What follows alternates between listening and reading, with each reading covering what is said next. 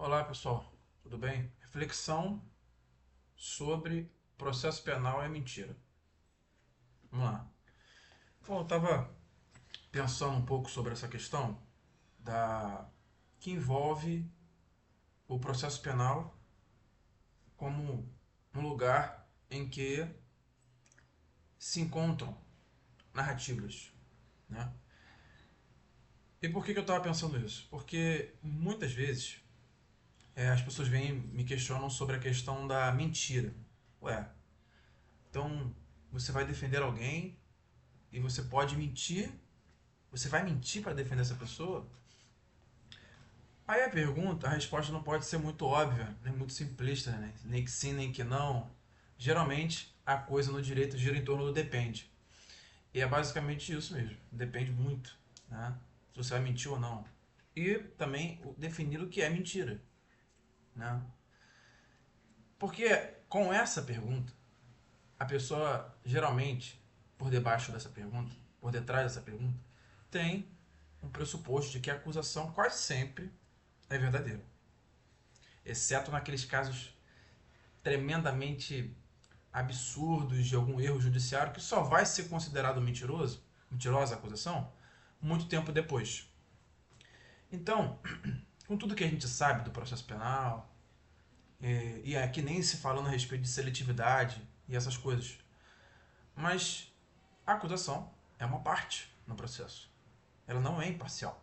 Ela tem interesses. Tá? Isso precisa ficar muito claro. E a defesa também tem interesses, mas adstritos à liberdade de quem patrocina. Então, a acusação tendo uma narrativa acusatória, vamos chamar isso de hipótese acusatória. E por que essa denominação é tão importante? Porque, como se sabe, ninguém é Deus. Nenhum ser humano tem a capacidade de eternidade, de estar acima, além do tempo e do espaço. E isso é fundamental, porque as partes não têm o poder de conhecer fatos sobre os quais elas vão se debruçar. Nem mesmo a defesa, nem mesmo a acusação, nem mesmo o juiz. Embora o processo seja justamente sobre fatos que se deram no tempo e no espaço. Fato, uma definição mais simples, é aquilo que se dá no tempo e no espaço. Aquilo que aconteceu em algum momento na história, em algum lugar do planeta Terra. Ou fora do planeta Terra. Em algum lugar. Espacialmente. Então, o fato, ele é uma coisa que nós podemos chamar de cronotópico. Ele tem um aspecto temporal e um aspecto espacial. E quando essas duas questões estão no passado, né? Quando o fato é um fato passado e as partes não presenciaram esse fato, então a verdade narrada sobre aquele fato é tão somente uma narrativa.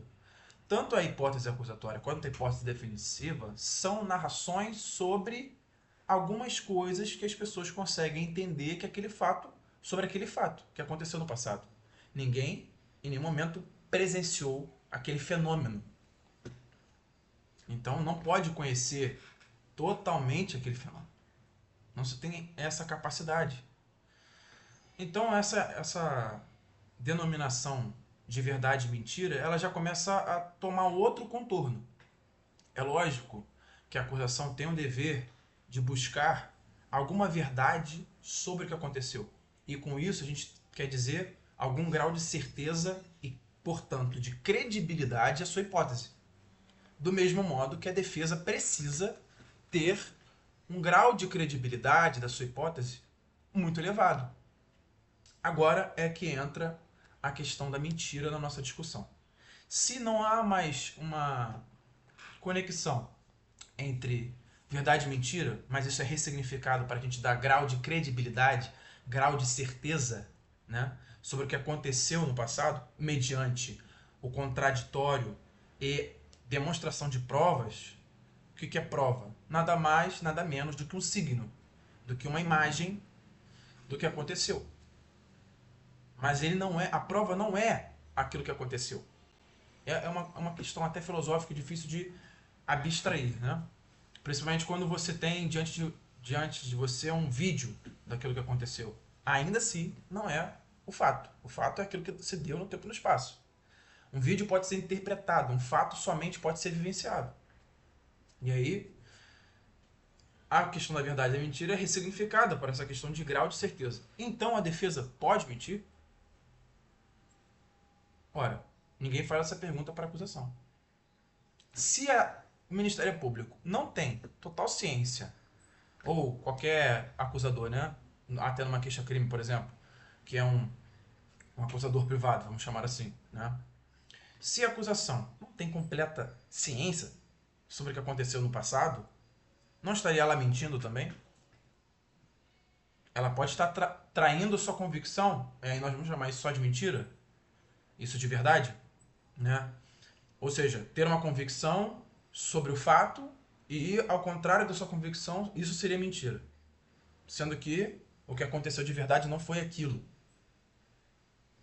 Ou mentira e verdade dizem respeito, em uma questão ética, a uma correspondência entre o que eu estou alegando e aquilo que de fato aconteceu.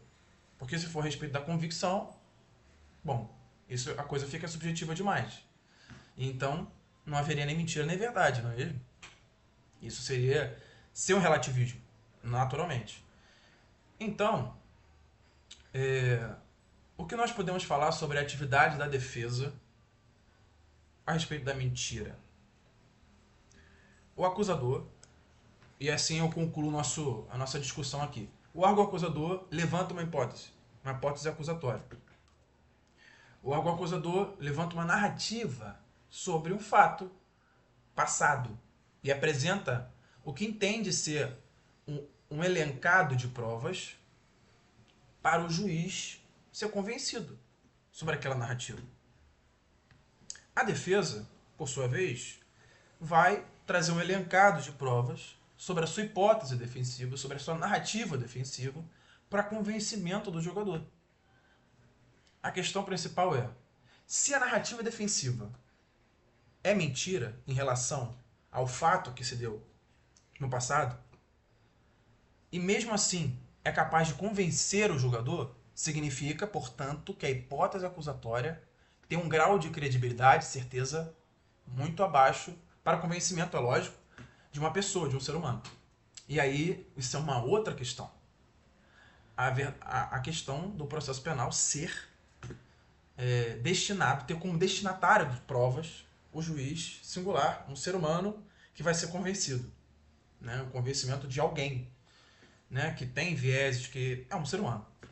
Então, essa já é uma outra questão. Mas a questão principal que nós estamos tratando nesse vídeo é a hipótese acusatória é levantada do mesmo modo que a hipótese defensiva é levantada. E se a hipótese defensiva é mentira em relação ao que se deu no tempo e no espaço, que é o fato que está sendo julgado, e mesmo assim consegue suplantar a hipótese acusatória, significa que o grau de certeza e o grau de credibilidade da hipótese acusatória não é suficiente para vencer, inclusive, uma mentira. Então, mesmo que a defesa minta, essa mentira tem uma utilidade para até mesmo aferir a credibilidade e o grau de certeza da hipótese acusatória. Agora, poucas pessoas têm coragem de falar sobre isso, né? E se julga uma questão de ética e até mesmo no tratamento nos tribunais a respeito da defesa com mais parcimônia do que em relação a órgão acusador. Isso por diversos motivos, é lógico, tá? Mas isso não vem ao caso. Então, essa é a reflexão. Vamos começar a ressignificar certas questões. Não deixou de existir verdade e mentira do que eu estou falando aqui. Verdade continua sendo a verdade. A mentira é o oposto da verdade, é lógico. Mas no processo penal, ninguém tem certeza absoluta o que seria a verdade, né? De tudo. A verdade não está no processo. A verdade é ressignificada no processo penal. Justamente porque as partes se encontram para discutir uma coisa que não vivenciaram. Até mesmo o réu possui, se o réu estiver praticando autodefesa, por exemplo, no interrogatório, até ele mesmo tem uma capacidade de expressar aquele fato mais reduzida do que um contexto geral, porque ele tem a percepção dele. Então, ainda assim, é uma parte do fato sendo exposto sobre o réu. Então, o que nós fazemos no processo penal, embora seja o limite da democracia, né, é tentar, de algum modo, trazer uma discussão sobre aquele fato. E as hipóteses vão ser levantadas e o juiz vai decidir. É simples assim. A questão de haver uma mentira, uma verdade sobre aquilo, ela é colocada em jogo, em xeque, no momento que as hipóteses começam a se degladiar. As narrativas vão se degladiando.